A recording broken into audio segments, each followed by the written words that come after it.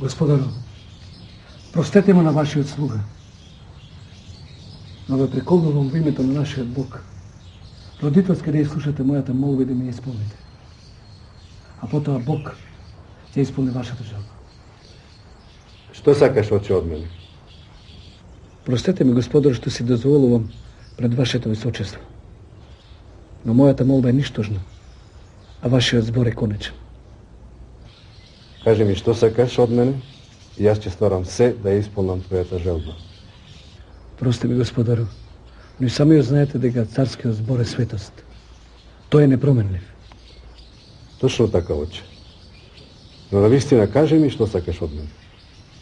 Сакам да ми подариш еден од твоите поданици, кој во овој час се моли за својата држава. Само тоа го сакам. А кој е тој? И каде е? Тој е кај нас. Има калуѓерски чин. Името му е Јоан. Јоан Кукузел. Кукузел? Да, Јоан Кукузел. Знаете, тој од мали нозе беше кај нас. Смирениот игумен на царот му е раскажал целата случка. За пастирскиот и калуѓерскиот живот на Јоан Кукузел, за неговата цврста решеност да си остане само како калуѓер и да живее скромен, побожен и испоснички живот.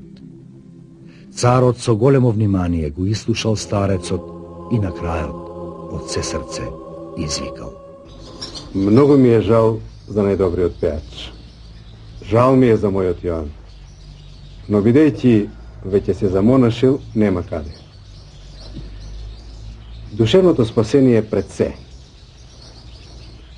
Нека биде по негова желба и нека се моли за моето спасение и за царството мое.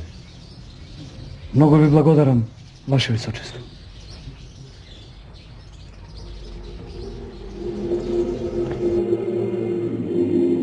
Игуменот, благодарен на Бога и на милостивиот император, се вратил радосен во својот манастир и му ја кажал благовеста на блажениот Јоан Кукузел.